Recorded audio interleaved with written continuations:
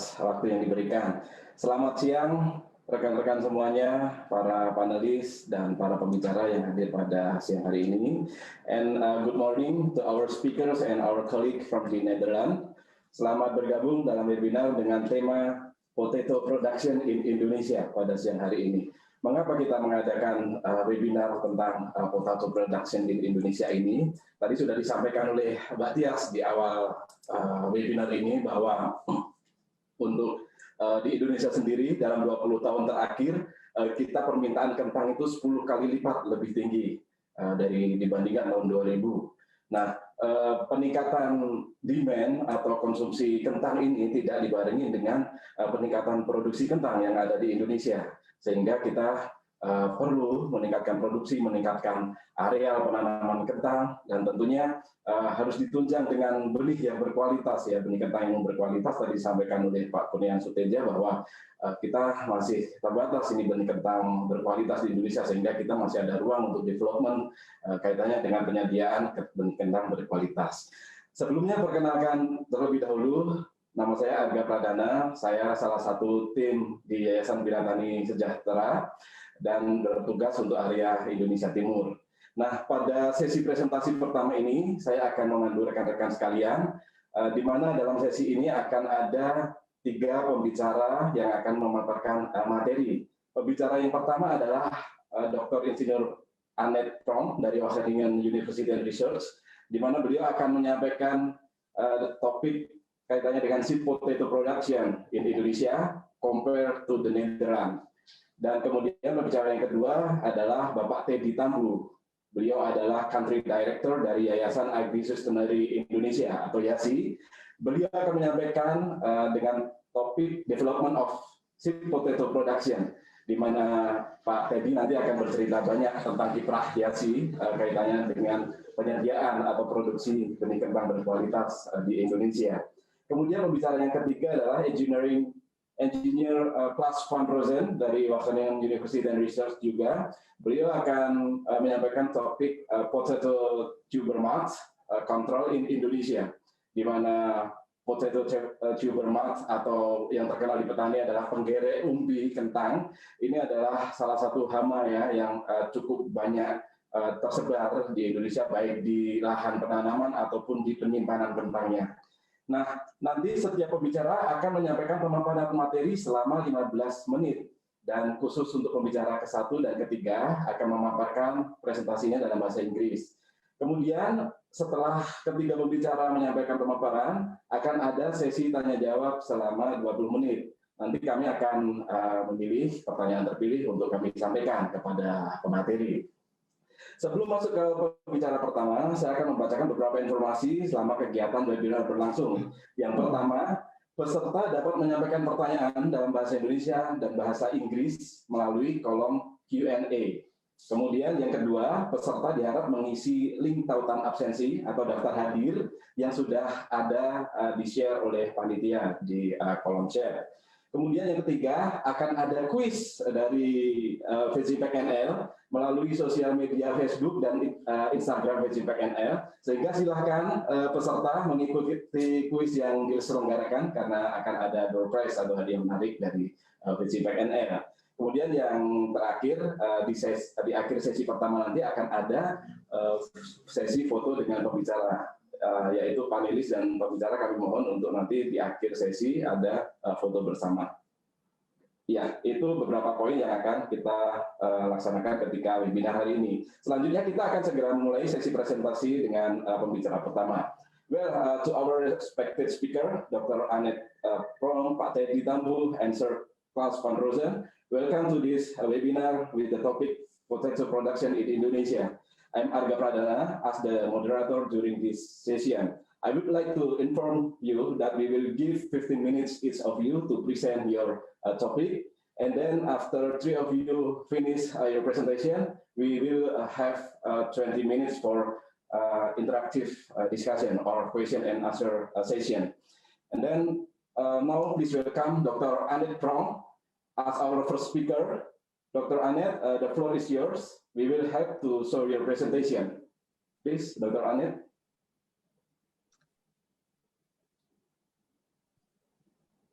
Good morning or good afternoon for all of you. Can you hear me? Yes. Clear. Okay. Is my presentation online? Ah, there it is. Thank you.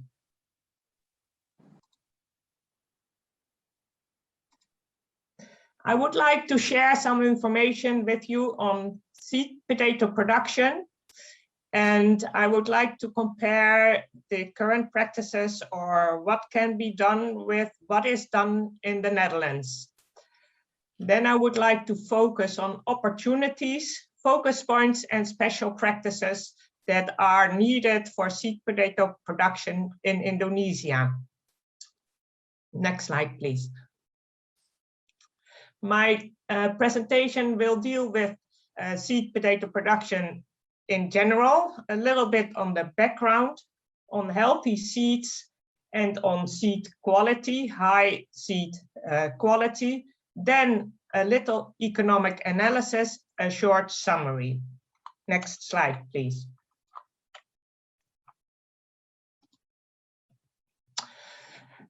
A little bit on the background of seed production.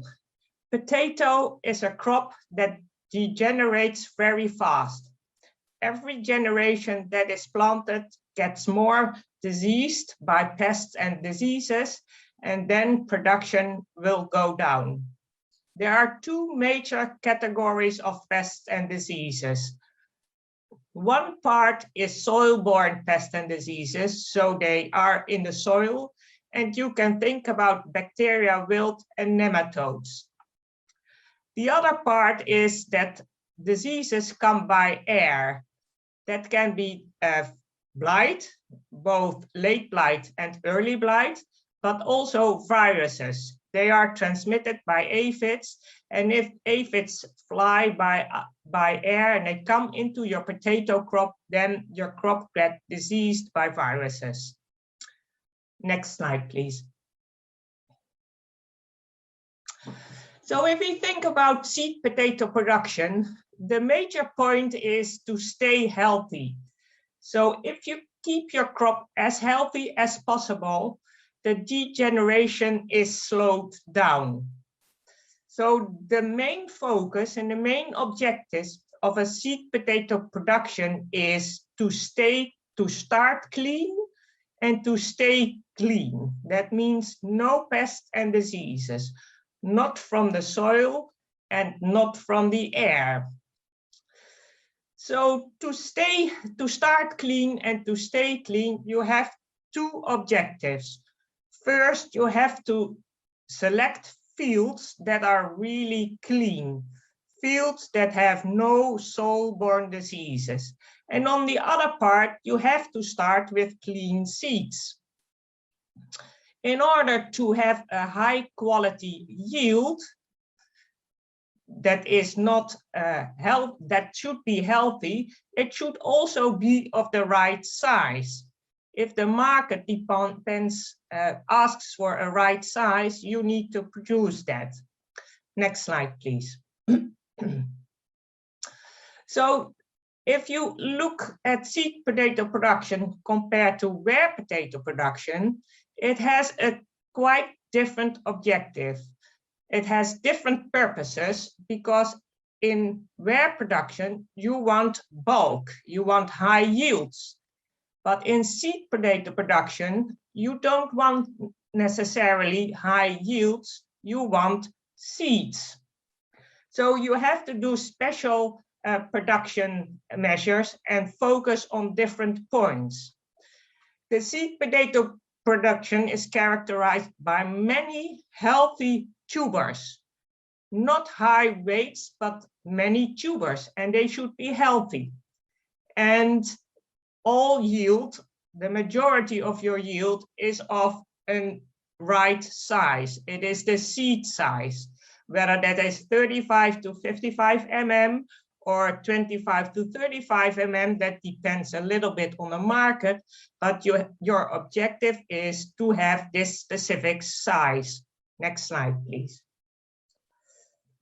To get healthy yields, you have to look for that disease-free areas, disease-free soils where you can grow your crop. So no soil-borne diseases. That means that if you are looking for soil to grow your potatoes on and you don't have that soil yourself, you have to scout for good soils. You have to look around and see that fields are clean from bacterial wilt, that nematodes is a little bit more difficult to see, but bacterial wilt is easy to scout in your surroundings. And if we look at Dutch farmers, they also have to do that. They have to plant their seed potatoes on clean soils.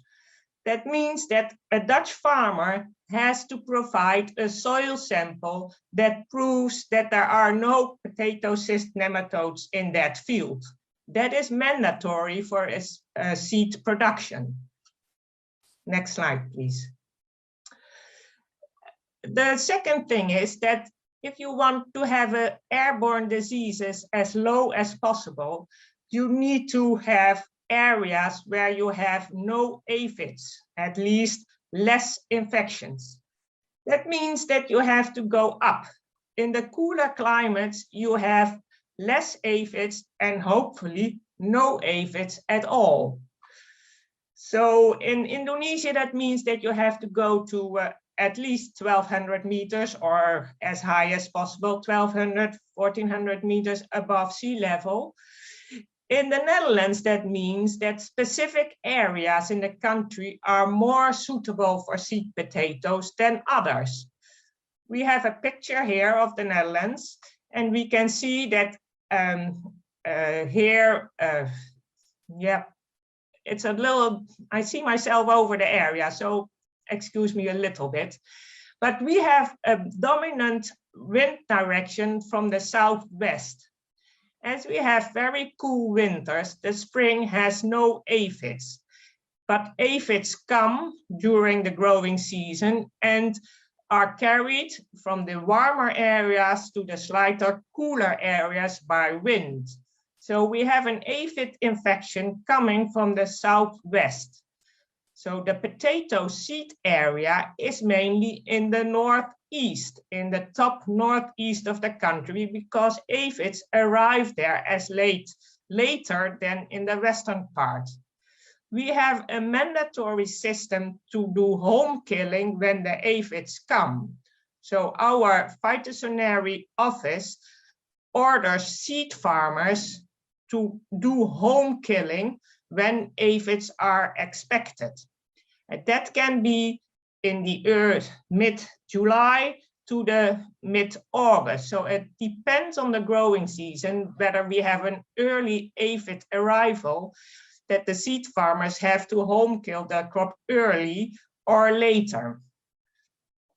Next slide, please. So if we look at yield healthy seeds and start with the high quality seeds, it's always the question what we should use, where we should start with. Do we start with plantlets, which we assume are really clean of any diseases? Are mini tubers good? Or do we go to the G2, the G1, G2, or later generations? This is a very difficult question because it's also related to the price of the seeds. And well, it depends on the conditions and the quality of the farmer or his intentions for the seed production, what he should choose. Next slide, please. The second thing for high quality yield are special cultivation practices. And here is a long list of things that can be done and should be done. First of all, we want as many seeds from the specific size. So a seed potato grower has to have a higher plant density. If you have a higher plant density, automatically there will be more tubers and the tubers will be smaller. And that is, we want more and smaller tubers compared to when we want large tubers with bulk and high volumes. So a Dutch farmer plants almost twice as much seed per hectare than a farmer that grows for ware. Also, he applies less nitrogen fertilizers, because if you provide a lot of nitrogen to your crop, the potato will invest in foliage. There will be a lot of foliage production, green, massive leaf development, but then the potato forgets that he must make tubers. So if you reduce the fertilizer, then especially the nitrogen fertilizer, tuberization is faster, and it will be also much more and smaller tubers. That is just what we want.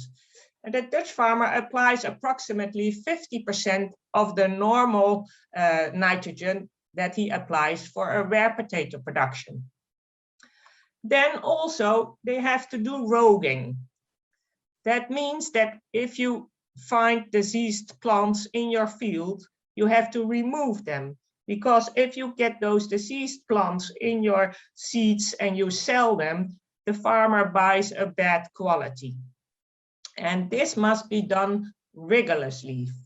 They must take out all diseased plants, and that is very, very intensive. And a Dutch farmer does that together with the inspection agent. Next slide, please. You have 5 more minutes. Sorry. Next slide, please. Yes. Okay, sorry. Oh, yes, thank you. Oh, yeah, thank you. Other special cultivation practices, that is that the farmer has a shorter growing season.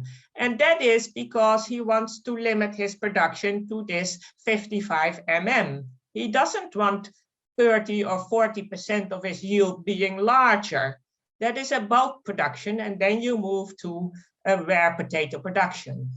Also, if you have an early harvest, then you have less aphids infections, at least in the Netherlands, and that should be thought of in Indonesia as well. And I already explained that the Dutch farmer has to do the home killing mandatorily when the aphids arrive. So if we look at the active home killing, a farmer has to do that, and he does that also to prevent the infestation with diseases. I know that in Indonesia, farmers say, well, I want to harvest, I stop with the late blight applications, and then my crop dies. That is not an active home killing. A Dutch farmer actively kills the foliage to stop growth. The best practice is to pull the stem from the tuber, because then there is a reaction of the tuber to close down and to go into maturity. Additionally, a Dutch farmer applies a fungicide spray, because if late blight is in the field and it transfers to the tubers, and then it's already on the potato when the seeds germinate in the next season. So a Dutch seed potato farmer pulls the stems from the potato and then does a late blight spray to prevent that late blight settles on the tubers. Next slide, please. After this home killing, active home killing, potatoes are harvested after 2 to 3 weeks. It's not good to store potatoes longer in the field, especially the seeds, because you might get an infection of rhizoctonia. Rhizoctonia settles on the tubers, and that is not a good thing for seed quality. Also, it reduces the infections of pests, and the most common pests in Indonesia are related to tuber moth and cutworms. If you store your potatoes in the field and think, well, that's a nice storage place for them, and I harvest when I want to sell, that period can be too long and you get an extra infection. So then a Dutch farmer stores his seeds in cold storage for about 7 to 8 months before the seeds are sold. In Indonesia, cold storage is difficult. That's not that common. And the best solution for that is to have diffuse light storage. Then the tubers are prevented from germination because they receive a little light, and then they keep relatively cool and shaded, and you can keep them for 3 months approximately in diffuse light storage. Next slide, please. Finally, we have there is a very elaborate certification system. There is inspection, there is a field inspection where they do the roving and check which plants are removed. This is done by and should be done by an independent organization. It should not be related to the farmers or to the government. It should be an independent organization. If you want to sell seeds, certified seeds, that is mandatory in the Netherlands. And I know it's mandatory in Indonesia as well, but it should be strict. And that is very well a very strict process. Then we move to the certification. That is also done by that inspection organization. They approve that the process of production has been done very well, and that is mandatory to get your certification. Yeah, sorry, Next Annette, slide, please. Yeah. Could you explain quickly? You have. And I would like to move to some economic analysis, whether it's worth it to have a seed production or not. We look at the balance sheet components. First, we have the costs for seeds, we have fertilizers, we have pesticides, we have energy and diesel. That means the tractor, or for storage, or for irrigation, or for power spraying, stuff like that. Then we have sales costs that involves inspection and certification, a little bit of marketing when necessary. And then we have some miscellaneous costs. For the Netherlands, that is interest. A farmer usually has a loan with a bank and pays interest. He does soil sampling to look for the nematodes, but also to apply nitrogen on demand. He has some insurance because we sometimes have hail in spring and then your crop gets damaged. In Indonesia, the miscellaneous is mostly additional materials like bamboo sticks, bags for selling, rope, stuff like that. And we have labor as a cost component. Next slide, please. The time is up. If we look at the balance sheet for rare potatoes, and I express this as percentages of the total costs, because the levels of investment are different between Indonesia and the Netherlands. We have the different components: seed, fertilizers, pest, energy, sales, miscellaneous, and labor. We analyzed here granola in Pangalengan region compared to the Netherlands. We see that seeds are more expensive in Indonesia. Fertilizer is a little bit more expensive. Crop protection is a little bit less expensive or cheaper. Then we see that the energy consumption in the Netherlands is much higher. Sales costs are not indicated in Indonesia, but are in the Netherlands. More miscellaneous, the ropes and bamboo sticks are more expensive. And then we see the labor. A Dutch farmer for a rare potato production, he uses about 26, 27 hours per hectare to produce this. So in Indonesia and Pangalengan, from the registrations, we saw that it's approximately 3,000 hours. And the difference in labor is mainly transferred to energy and diesel, because a Dutch farmer rides a tractor, does the spraying by tractor, soil cultivation, harvest, everything is done by tractor. And in Indonesia, that is done by hand. Next slide, please. Hello, Annette. If we look at the balance sheets for seed potatoes, also expressed as percentage of total costs, and I split that up between G2, G3, and G4, compared to the G5 and G7, which are common grown as normal seed potato production in the Netherlands, We see that the seed is more expensive in Indonesia, but for the G4, it's quite comparable to the Dutch conditions. Oh, my time is up. Okay, fertilizers, it's much cheaper in the Netherlands because they apply less. And the difference we see here in labor, the Dutch labor is increased. And this is because the seed potatoes are sorted by hand in the winter time, in our winter time. Before they are sold, they are manually checked whether they are healthy and the size is right. Next slide, please. If we look at the return on investment, and this is most important, we see that for the rare potato, a farmer that invests 1 million rupees and his return is 2 million rupees, his investment in return on investment is 2. For the rare in Indonesia, that's 1.5, in the Netherlands 1.2. If we look at the seeds, then we see it's 1.6 in the Netherlands. Okay, let's go up. Let's speed up. Next slide, please. So in summary, for the seed potato production, start clean, stay clean. That's the main focus. How? I showed you many actions that need to be taken to start clean and to stay clean. And then, is it worth? You decide, because if you invest 1 million rupees and you get 2.5 million back for a rare potato production, why should you move to the more elaborate seed production? Next slide, please.